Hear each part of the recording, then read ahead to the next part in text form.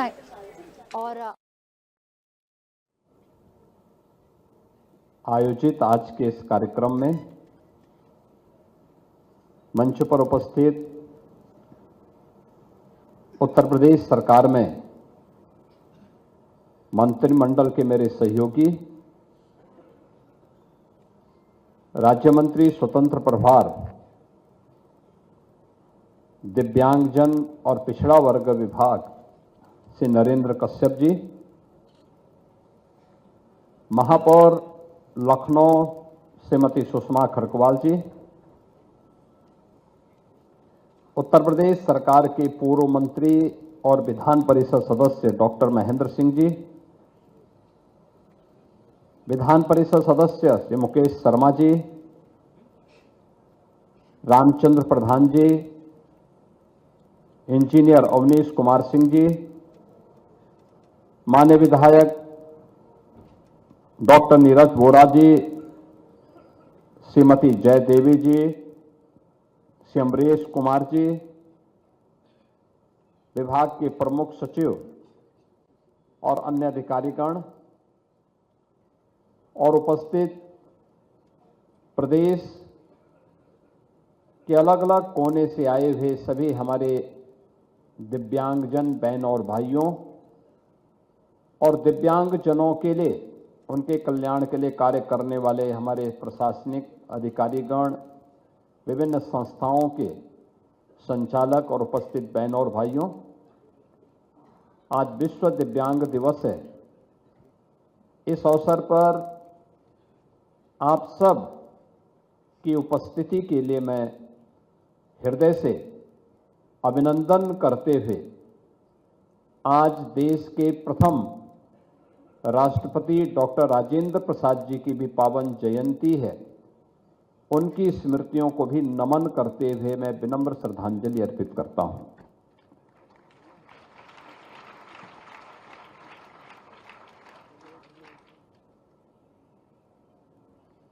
भारत के ऋषि परंपरा ने हमेशा हमें इस बात के लिए प्रेरित किया है कि व्यक्ति की शारीरिक बनावट उसकी क्षमता का निर्धारण नहीं करती है। भारतीय मनीषा का यह मानना रहा है कि यद भावम तद भवति, सर्वम मनसि संस्थितम,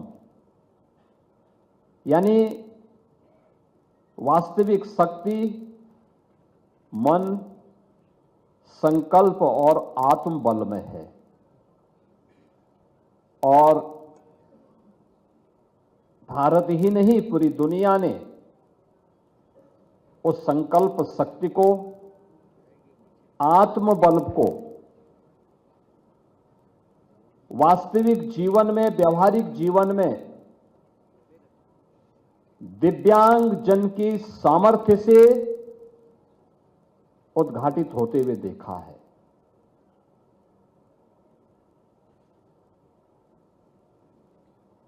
हमारे यहां एक गीता है, अष्टावक्र गीता।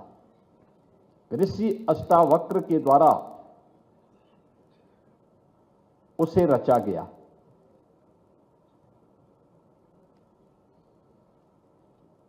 उनके बारे में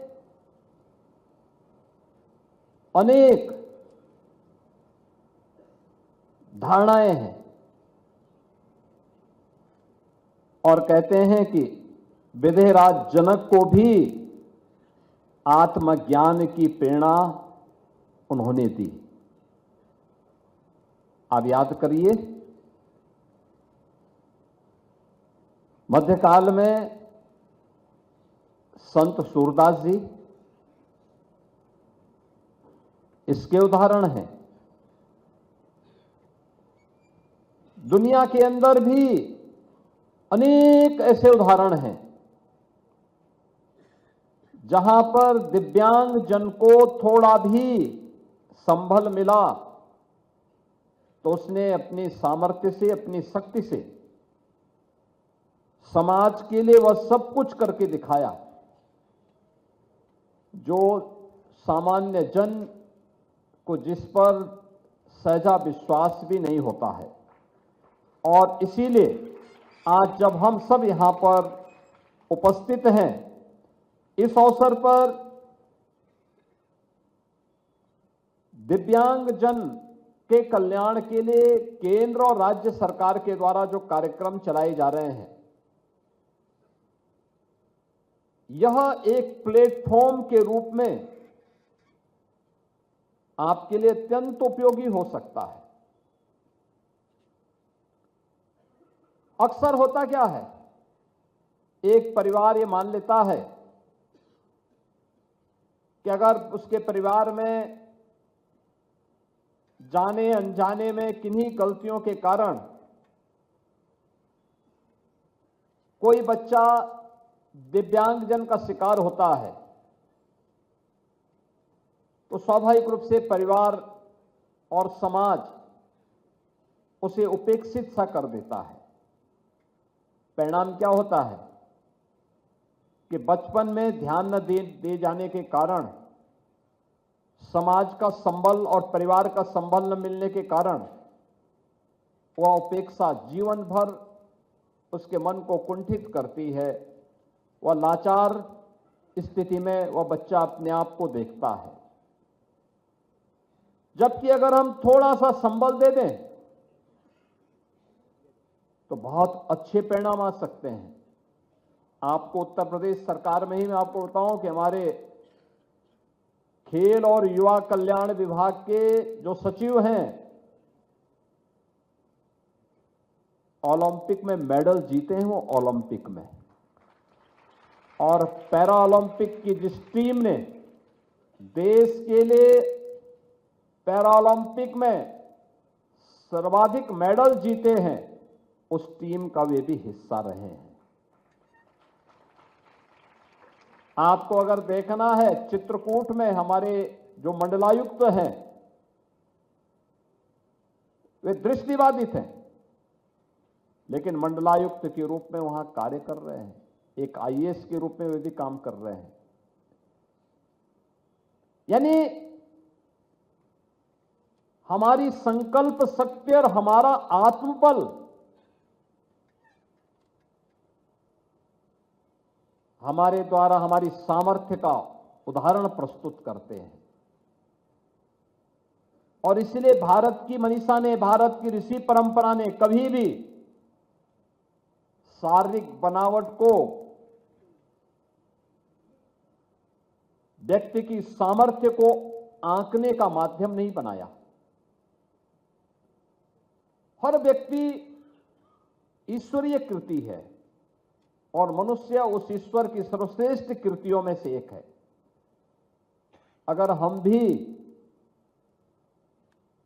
हर एक मनुष्य के अंदर, हर एक जीव के अंदर ईश्वर का वास मान करके उसके प्रति सद्भाव और सहानुभूति रखते हुए अपने स्तर पर थोड़ा भी उसके प्रति संबल दें, तो मेरा मानना है कि समाज के सहयोग से एक बड़ी संख्या में जो लोग अपने आप को उपेक्षित पाते हैं, उस उपेक्षित होने के भाव से हम उसे दूर करते हुए उसे भी समाज और राष्ट्र की मुख्य धारा से जोड़ करके उस दिव्यांग जन की सामर्थ्य से, उसकी प्रतिभा से समाज को लाभान्वित कर सकते हैं। जैसे अतीत में हुआ है और आज भी जिन्हें थोड़ा सा भी संबल मिला, उन्होंने अपनी सामर्थ्य से, अपनी प्रतिभा से समाज को आलोकित करने का काम किया है। यह कार्य वे भी कर सकते हैं। बहनों और भाइयों, आपने देखा होगा कि आदरणीय प्रधानमंत्री जी ने पहले दिव्यांग जन के बारे में लोगों की जो दृष्टि थी उसको बदला है। पहले विकलांग कह करके या कुछ अन्य भाषा का उपयोग करके लोग उन लोगों के प्रति एक दूसरी दृष्टि रखते थे। आदरणीय प्रधानमंत्री जी ने देशवासियों के सामने भाव रखा कि नहीं, अगर कहीं अभाव है तो ईश्वर ने उसकी प्रतिपूर्ति भी की है। हो सकता है कि शारीरिक रूप से उसका कोई अंग कमजोर होगा, लेकिन वह मानसिक रूप से परिपक्व है। आप उसे थोड़ा सा संबल दें, वो आगे बढ़कर के अपनी सामर्थ्य से, अपनी शक्ति से, अपने आत्मबल से वह समाज के लिए और राष्ट्र के लिए अत्यंत उपयोगी होने वाला है। और यह सदैव से मान्यता रही, लेकिन बीच के कालखंड में हम लोगों ने विस्मृति के कारण उसका उपयोग नहीं किया। परिणाम रहा कि एक लंबे समय तक दिव्यांगजन शासन की सुविधाओं से वंचित रहे। मुझे याद है, जैसे भी मंत्री जी बता रहे थे, 2017 के पहले उत्तर प्रदेश के अंदर 8 लाख के आसपास दिव्यांगजनों को मात्र पेंशन मिलती थी, और वह भी 300 रुपये महीना, और उसमें भी बहुत सारी जगह बाबू लोग कट भी मांगते थे। लेकिन आज उत्तर प्रदेश सरकार ने पेंशन की राशि को 8 लाख से बढ़ा के 11 लाख से अधिक दिव्यांगजनों को आज हम पेंशन की सुविधा का लाभ दे रहे हैं। राशि 300 से बढ़ा करके 1000 रुपया भी कर दिया गया है, और राशि सीधे उसके खाते में जा रही है। दिव्यांगजन के अकाउंट में पैसा जाता है, कोई कट नहीं, इसमें किसी प्रकार की कोई घूसखोरी भी नहीं है। टेक्नोलॉजी का उपयोग करके इसका बेहतर उपयोग किया जा सकता है। दिव्यांगजनों के लिए अच्छे संस्थान खड़े हों, इसके लिए अलग अलग स्थानों पर उस प्रकार के केंद्र स्थापित किए गए। दिव्यांगजनों के लिए सहायक उपकरण वितरण की कार्रवाई को आगे बढ़ाया जा सके। अब याद करिए, wheelchair, tricycle, blind stick, hear aid, ये सब मिलना पहले बहुत कठिन होता था। 2014 के बाद एलएमको कानपुर को प्रेरित करके डीडीआरसी को और तेजी के साथ प्रभावी ढंग से आगे बढ़ाने का काम किया गया। बीच के कालखंड में उत्तर प्रदेश के अंदर जितने भी डीडीआरसी थे, ये सब बंदी के कगार की ओर जा रहे थे।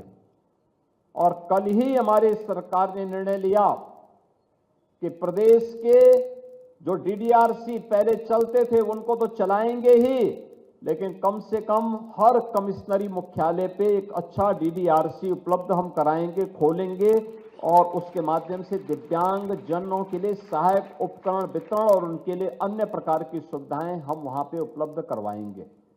आज यह शब्द दिव्यांगजन जो प्रधानमंत्री जी के द्वारा दिया गया है, यह सम्मान की एक नई भाषा, एक नए भारत की सोच का प्रदर्शन भी करता है। दिव्यांगजनों को स्वावलंबन के पथ पर अग्रसर करने की दिशा में उठाया गया एक कदम नए भारत के सामर्थ्य को प्रदर्शित करता है। नया भारत हर व्यक्ति के साथ, हर व्यक्ति के स्वावलंबन के साथ, उनके सम्मान के साथ सरकार खड़ी है। इस बात को लेकर के आज हम लोगों ने इस दिशा में एक नया प्रयास प्रारंभ किया है।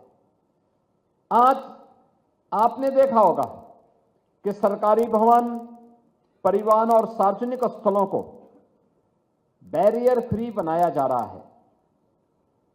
हमने हर एक स्तर पर इस कार्य को आगे बढ़ाया कि शिक्षा व्यवस्था को सुलभ विद्यालयों में बदलने का अभियान चल रहा है।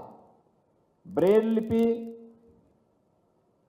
साइलेंस लैंग्वेज, रैंप, छात्रवृत्ति, सहायक उपकरण, निःशुल्क परीक्षण और उनके कौशल विकास के साथ साथ रोजगार और उद्यमिता और सरकारी नौकरियों में भी उन्हें अवसर उपलब्ध हो सके, इसके लिए राज्याधीन सेवाओं में दिव्यांगजन को 4% का आरक्षण की व्यवस्था की गई है।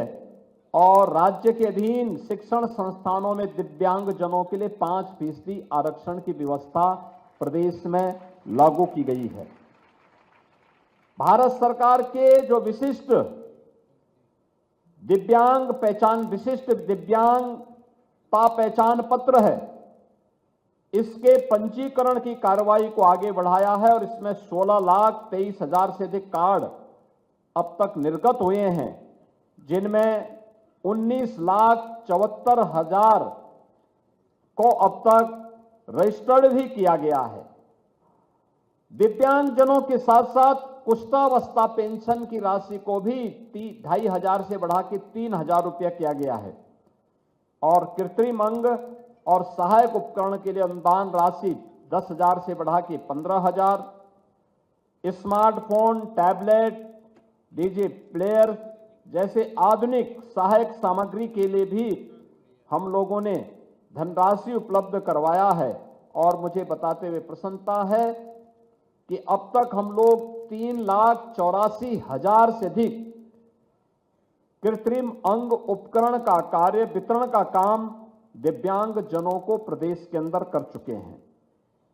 प्रदेश के अंदर शल्य चिकित्सा के अनुदान के लिए भी सर्जरी के अनुदान की राशि को 8,000 से बढ़ा के 10,000 करने, कॉन्क्लियर इम्प्लांट योजना के अंतर्गत 6 लाख रुपए का अनुदान हम राज्य सरकार की तरफ से उन परिवारों को देते हैं जहां पे बच्चे यानी जिन्हें मूक बधिर जिन्हें कहते हैं, उनको सुनाई नहीं देता इसलिए बोल नहीं पाते। कॉन्क्लियर इम्प्लांट के लिए सरकार के द्वारा 6 लाख रुपए की राशि दी जाती है और मेरी अपील होगी,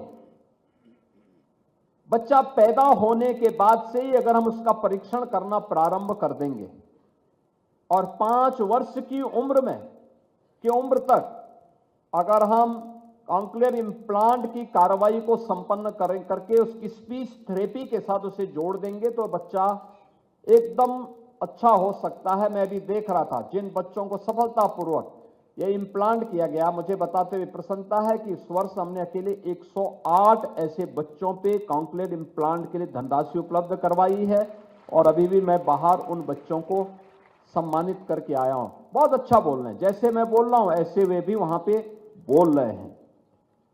मानसिक दिव्यांगजन के लिए बरेली, मेरठ, गोरखपुर और लखनऊ में आश्रय गृह संचालित हैं। प्रत्येक की क्षमता 50 है। चित्रकूट, बांदा में नए केंद्र की प्रक्रिया जारी है और 16 जनपदों में 24 स्वैच्छिक संस्थानों के माध्यम से भी आश्रय गृहों का संचालन हो रहा है। आज के इस अवसर पर विवाह प्रोत्साहन और स्वरोजगार के लिए भी 6,100 से अधिक दिव्यांगजनों को दंपति विवाह प्रोत्साहन पुरस्कार उन्हें दिया जा चुका है और 8,835 दिव्यांगजनों को स्वरोजगार हेतु धनराशि का वितरण भी अब तक प्रदेश में किया गया है।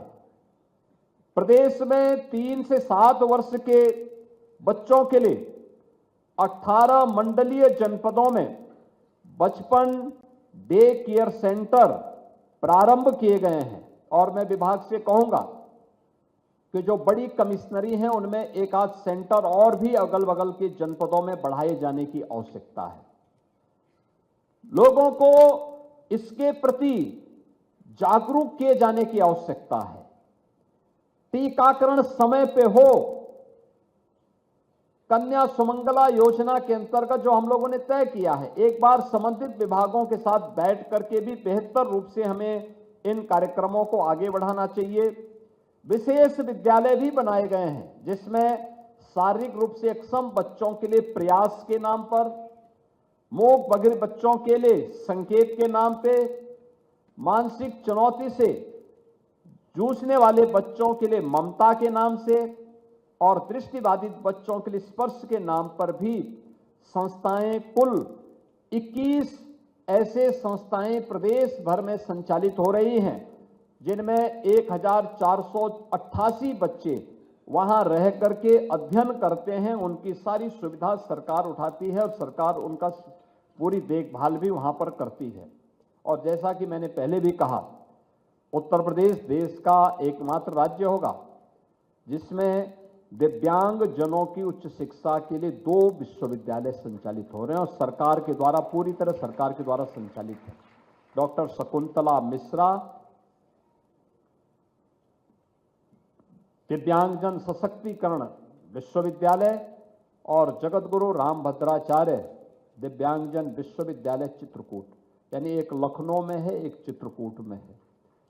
यानी ये 2 विश्वविद्यालय संचालित हो रहे हैं जहां पे दिव्यांगजन बच्चों के लिए उच्च शिक्षा की भी व्यवस्था है, उनकी लॉजिंग फूडिंग की भी सारी सुविधा वहां पर उपलब्ध करवाई गई है।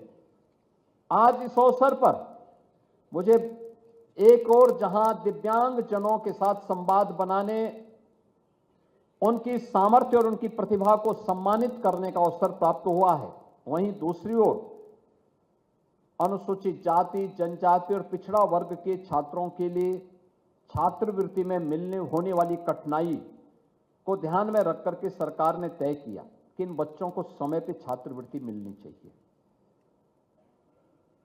उन बच्चों को समय पे, उन परिवारों को, पिछड़ा वर्ग से जुड़े हुए बच्चों को शादी का अनुदान समय पे उपलब्ध हो जाना चाहिए। यद्यपि मुख्यमंत्री सामूहिक विवाह योजना में हम 1 लाख रुपए तक की सहायता उपलब्ध करवाते हैं, लेकिन इस व्यवस्था के अंतर्गत यह कार्य पहले मार्च तक होता था। हम लोगों ने कहा नहीं, मार्च तक जाने की आवश्यकता नहीं, हमारा प्रयास होना चाहिए जितनी जल्दी एडमिशन होने के एक समय सीमा तय करिए। हमने यद्यपि 2 अक्टूबर और 26 जनवरी 2 तिथि तय की, लेकिन जहां पे प्रवेश की प्रक्रिया में थोड़ा लेट होता है, वहां पर भी उन बच्चों को समय पे स्कॉलरशिप मिल जाए। और मुझे बताते हुए प्रसन्नता है कि पिछड़ा वर्ग कल्याण विभाग में 2016-17 तक जो स्कॉलरशिप की जो राशि थी वह मात्र 1,295 करोड़ थी।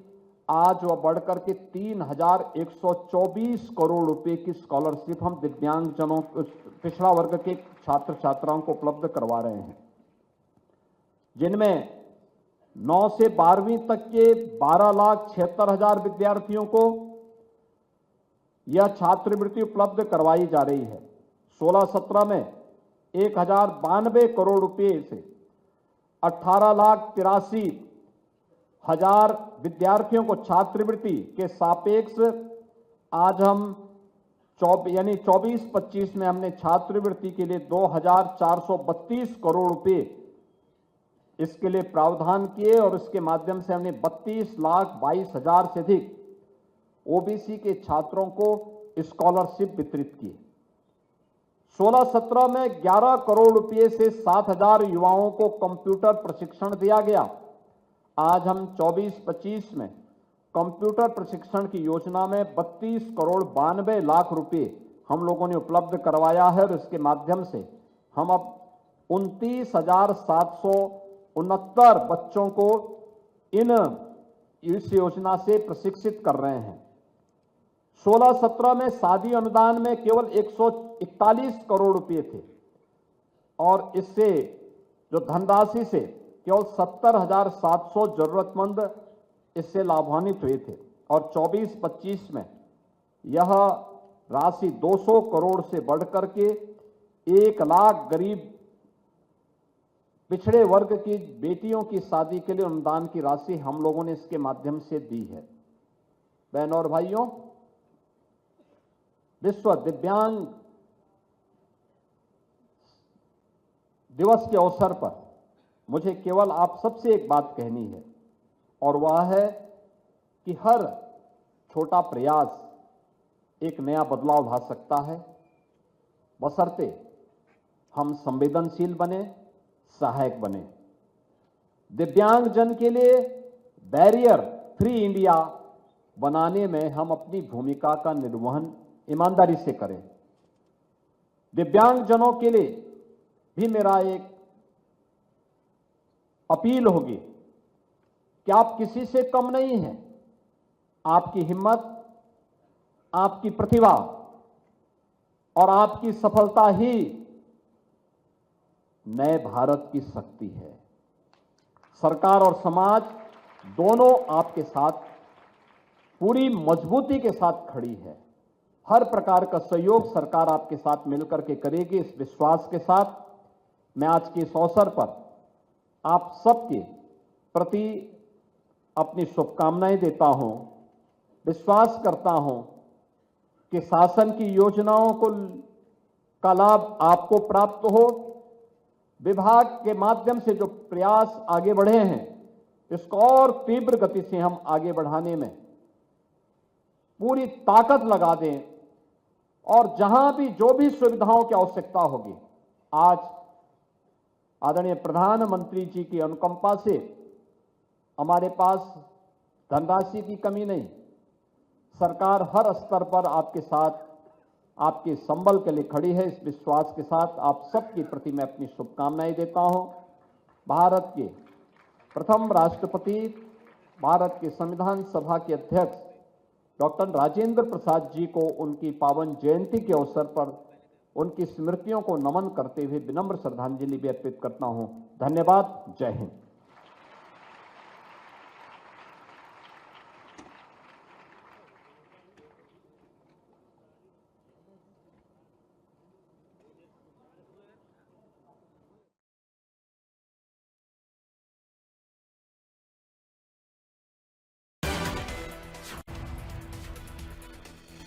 आप सुन रहे थे सीएम योगी आदित्यनाथ को, जो लखनऊ में विश्व दिव्यांग दिवस के अवसर पर आयोजित पुरस्कार वितरण समारोह में लोगों को सम्मानित कर रहे थे, लोगों को संबोधित कर रहे थे। और इस बीच उन्होंने कहा कि दिव्यांगजनों के स्वावलंबन के साथ सरकार खड़ी है। डबल इंजन सरकार ने बहुत काम किया है और आज दिव्यांगजनों को सशक्तिकरण, उनका सशक्तिकरण हुआ है। तो लखनऊ में आपको बता दें कि विश्व दिव्यांग दिवस के आयोजन पर पुरस्कार वितरण समारोह का आयोजित किया गया था, जिसमें सीएम योगी आदित्यनाथ लोगों को संबोधित करते नजर आ रहे थे। उन्होंने कहा कि डबल इंजन सरकार ने बहुत काम किया है और आज दिव्यांगजनों का सशक्तिकरण हुआ है।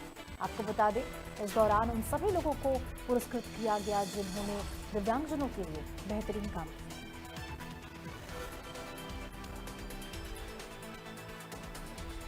आज दिव्यांगजनों में आत्मबल बढ़ा है। दिव्यांगजनों के स्वावलंबन के साथ सरकार खड़ी है। ये सारी बातें आपको बता दें, डबल इंजन सरकार ने बहुत काम किया। सारी बातें सीएम योगी ने विश्व दिव्यांग दिवस के अवसर पर लखनऊ में आयोजित कार्यक्रम में कहा।